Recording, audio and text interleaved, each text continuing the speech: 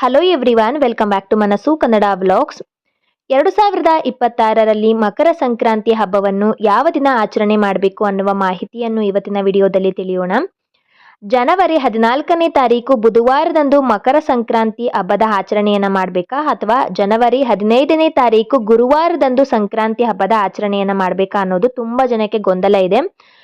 ಕೆಲವೊಬ್ಬರು ಕೆಲವೊಂದು ಕಡೆಯಲ್ಲೆಲ್ಲ ಜನವರಿ 14 ಬುಧವಾರದಂದು ಸಂಕ್ರಾಂತಿ ಆಚರಣೆ ಅಂತ ಇದ್ರೆ, ಇನ್ನು ಕೆಲವು ಕಡೆಯೆಲ್ಲ ಜನವರಿ 15 ಗುರುವಾರದಂದು ಸಂಕ್ರಾಂತಿ ಹಬ್ಬದ ಆಚರಣೆಯನ್ನ ಮಾಡಬೇಕು ಅಂತ ತಿಳಿಸ್ಕೊಡ್ತಾ ಇದೆ. ಆದರೆ ಯಾವ ದಿನ ಸಂಕ್ರಾಂತಿ ಹಬ್ಬದ ಆಚರಣೆಯನ್ನ ಮಾಡುವುದು ಸೂಕ್ತ ಅನ್ನುವ ಮಾಹಿತಿಯನ್ನ, ಆ ಗೊಂದಲಕ್ಕೆಲ್ಲ ಒಂದು ಪರಿಹಾರವನ್ನ, ಸೊಲ್ಯೂಷನ್ ಅನ್ನ, ನನಗೆ ಗೊತ್ತಿರುವ ಮಾಹಿತಿಯನ್ನ ಸರಿಯಾದ ಕ್ರಮದಲ್ಲಿ ಇವತ್ತಿನ ವಿಡಿಯೋದಲ್ಲಿ ತಿಳಿಸ್ಕೊಡ್ತಾ ಇದ್ದೀನಿ. ಹಾಗಾದರೆ ಜನವರಿ 14 ಹಬ್ಬದ ಆಚರಣೆ ಮಾಡಬೇಕಾ ಅಥವಾ ಜನವರಿ 15 ಸಂಕ್ರಾಂತಿ ಹಬ್ಬದ ಆಚರಣೆಯನ್ನ ಮಾಡಬೇಕಾ, ಹಾಗೇನೆ ಸಂಕ್ರಾಂತಿ ಹಬ್ಬದ ವಿಶೇಷತೆ ಹಾಗೇನೆ ಆ ದಿನದ ಮಹತ್ವದ ಬಗ್ಗೆ ಇವತ್ತಿನ ವಿಡಿಯೋದಲ್ಲಿ ತಿಳಿಯೋಣ. ಭಾರತದಲ್ಲಿ ಎಲ್ಲಾ ಕಡೆಯಲ್ಲೂ ಕೂಡ ಈ ಮಕರ ಸಂಕ್ರಾಂತಿ ಹಬ್ಬದ ಆಚರಣೆಯನ್ನ ಮಾಡ್ತಾರೆ. ಆದರೆ ಎಲ್ಲ ಬೇರೆ ಬೇರೆ ಸ್ಥಳಗಳಲ್ಲಿ ಒಂದೊಂದು ಹೆಸರಿನಿಂದ ಈ ಮಕರ ಸಂಕ್ರಾಂತಿ ಹಬ್ಬದ ಆಚರಣೆಯನ್ನ ಮಾಡ್ತಾರೆ. ನಮ್ಮಲ್ಲಿ ಉತ್ತರಾಯಣ ಮತ್ತೆ ದಕ್ಷಿಣಾಯಣ ಅಂತ ಇರುತ್ತದೆ. ವರ್ಷದ 6 ತಿಂಗಳನ್ನು ಉತ್ತರಾಯಣ ಅಂತ ಕರಿತೀವಿ, ಇನ್ನ ವರ್ಷದ ಇನ್ನುಳಿದ 6 ತಿಂಗಳನ್ನ ದಕ್ಷಿಣಾಯಣ ಅಂತ ಕರಿತೀವಿ. ಈ ದಕ್ಷಿಣಾಯನದ ಸಮಯವು ದೇವತೆಗಳಿಗೆ ರಾತ್ರಿಯ ಸಮಯವಾಗಿರುತ್ತದೆ, ಹಾಗೆಯೇ ಉತ್ತರಾಯಣದ ಸಮಯವು ದೇವತೆಗಳಿಗೆ ಹಗಲಿನ ಸಮಯವಾಗಿರುತ್ತದೆ. ಈ ಮಕರ ಸಂಕ್ರಾಂತಿ ಹಬ್ಬದ ದಿನದಿಂದ ನಮಗೆ ಉತ್ತರಾಯಣವು ಪ್ರಾರಂಭವಾಗುತ್ತದೆ. ಅಂದರೆ ದೇವಾನು ದೇವತೆಗಳಿಗೆ ಈಗ ಹಗಲಿನ ಸಮಯವು ಈ ಹಬ್ಬದ ನಂತರ, ಸಂಕ್ರಾಂತಿ ಹಬ್ಬದ ದಿನದಿಂದ ಪ್ರಾರಂಭವಾಗುತ್ತದೆ.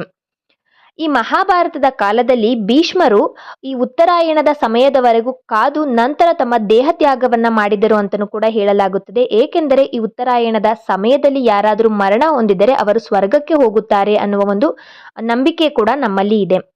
ಹಾಗೇನೆ ಈ ಸಂಕ್ರಾಂತಿ ಹಬ್ಬ ಅಂದ್ರೇನು, ಯಾವಾಗ ಈ ಸಂಕ್ರಾಂತಿ ಹಬ್ಬದ ಆಚರಣೆಯನ್ನ ಮಾಡಲಾಗುತ್ತದೆ ಅನ್ನೋದಾದ್ರೆ, ಸೂರ್ಯನು ಪ್ರತಿ ರಾಶಿಗೂ ಕೂಡ ಒಮ್ಮೊಮ್ಮೆ ಸಂಚಾರವನ್ನ ಮಾಡ್ತಾ ಇರ್ತಾನೆ. ಅಂದ್ರೆ ಒಂದು ರಾಶಿಯಿಂದ ಮತ್ತೊಂದು ರಾಶಿಗೆ ಪ್ರವೇಶವನ್ನ ಮಾಡ್ತಾ ಇರ್ತಾನೆ. ಹಾಗೇನೆ ಈ ಸೂರ್ಯ ದೇವನು ಧನು ರಾಶಿಯಿಂದ ಮಕರ ರಾಶಿಗೆ ಪ್ರವೇಶ ಮಾಡುವ ದಿನವನ್ನ ಮಕರ ಸಂಕ್ರಾಂತಿ ಅಂತ ಆಚರಣೆಯನ್ನ ಮಾಡಲಾಗುತ್ತದೆ.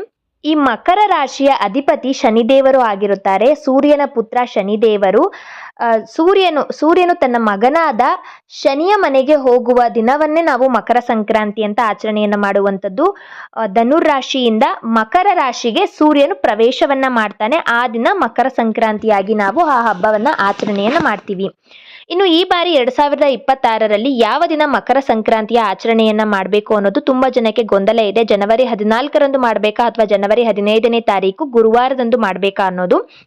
ಸೂರ್ಯನು ಧನು ರಾಶಿಯಿಂದ ಮಕರ ರಾಶಿಗೆ ಪ್ರವೇಶ ಮಾಡುವ ದಿನವು ನಮಗೆ ಜನವರಿ 14ನೇ ತಾರೀಕು ಬುಧವಾರದಂದು ಬರುತ್ತದೆ. ಜನವರಿ 14ನೇ ತಾರೀಕು ಬುಧವಾರದಂದು ನಮಗೆ 3:13 ಸೂರ್ಯನು ಧನುರಾಶಿಯಿಂದ ಮಕರ ರಾಶಿಗೆ ಪ್ರವೇಶವನ್ನ ಮಾಡ್ತಾನೆ. ಹಾಗಾಗಿ ಜನವರಿ 14 ಮಕರ ಸಂಕ್ರಾಂತಿ ಹಬ್ಬ ಇದೆ. ಆದರೆ ನಾವು ಮಕರ ಸಂಕ್ರಾಂತಿ ಹಬ್ಬದ ಆಚರಣೆಯನ್ನ ಮಾಡಬೇಕಾಗಿರುವಂಥದ್ದು ಜನವರಿ 15ನೇ ತಾರೀಕು ಗುರುವಾರ. ಏಕೆಂದರೆ ಜನವರಿ 14ನೇ ತಾರೀಕು ನಮಗೆ ಏಕಾದಶಿಯು ಬಂದಿದೆ. ಹಾಗೇನೆ ನಮಗೆ ಈ ಸೂರ್ಯನು ಧನುರಾಶಿಯಿಂದ ಮಕರ ರಾಶಿಗೆ ಪ್ರವೇಶ ಮಾಡುವಂತ ಸಮಯ ಬಂದು ಸಿದ್ಧಾಂತದ ಪ್ರಕಾರ ಹೋದ್ರೆ ಮಧ್ಯಾಹ್ನ 2:37 ಪ್ರವೇಶ ಆಗುತ್ತದೆ. ಹಾಗೇನೆ ದೃಕ್ ಸಿದ್ಧಾಂತದ ಪ್ರಕಾರ ಹೋದ್ರೆ ಮಧ್ಯಾಹ್ನ 3:13 ನಂತರ ಆಗುತ್ತದೆ. ಆದರೆ ನಮಗೆ ಯಾವುದೇ ಒಂದು ಹಬ್ಬವನ್ನ ಮಾಡಬೇಕಾದ್ರೆ ನಾವು ಸೂರ್ಯೋದಯದ ಸಮಯ ಆಗಿರ್ಬೇಕು. ಹಾಗೇನೆ ಸೂರ್ಯೋದಯದಲ್ಲಿ ನಾವು ಸ್ನಾನವನ್ನ ಮಾಡಬೇಕು.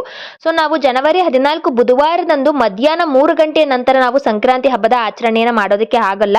ಸೂರ್ಯೋದಯದಲ್ಲಿ ಸ್ನಾನವನ್ನ ಮಾಡಬೇಕು. ಹಾಗಾಗಿ ನಾವು ಜನವರಿ 15ನೇ ತಾರೀಕು ಗುರುವಾರದಂದು ಈ ಬಾರಿ ಮಕರ ಸಂಕ್ರಾಂತಿಯ ಆಚರಣೆಯನ್ನ ಮಾಡಬೇಕು.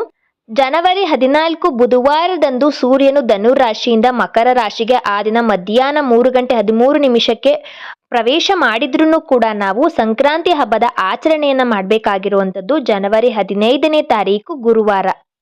ಜನವರಿ 15ನೇ ತಾರೀಕು ಗುರುವಾರದ ದಿನದಿಂದ ಉತ್ತರಾಯಣವು ಕೂಡ ಪ್ರಾರಂಭವಾಗುತ್ತದೆ. ಹಾಗಾಗಿ ಅವತ್ತಿನ ದಿವಸ ಬೆಳಗ್ಗೆ ಸ್ನಾನವನ್ನ ಮಾಡಿ ನಾವು ಸಂಕ್ರಾಂತಿ ಹಬ್ಬದ ಆಚರಣೆಯನ್ನ ಮಾಡಬೇಕು. ಈ ಮಾಹಿತಿ ನಿಮ್ಗೇನಾದ್ರೂ ಇಷ್ಟ ಆಗಿದ್ರೆ ಮನಸ್ಸು ಕನ್ನಡ ವ್ಲಾಗ್ಸ್ ಚಾನಲ್ಗೆ ಸಬ್ಸ್ಕ್ರೈಬ್ ಮಾಡಿಕೊಳ್ಳಿ. ಈ ಮಕರ ಸಂಕ್ರಾಂತಿ ಹಬ್ಬದ ಬಗ್ಗೆ ಇನ್ನೂ ಹಲವಾರು ಮಾಹಿತಿಗಳನ್ನ ಒಂದೊಂದಾಗಿ ಮುಂದಿನ ವಿಡಿಯೋಸಲ್ಲಿ ನಾನು ತಿಳಿಸ್ಕೊಡ್ತಾ ಹೋಗ್ತೀನಿ.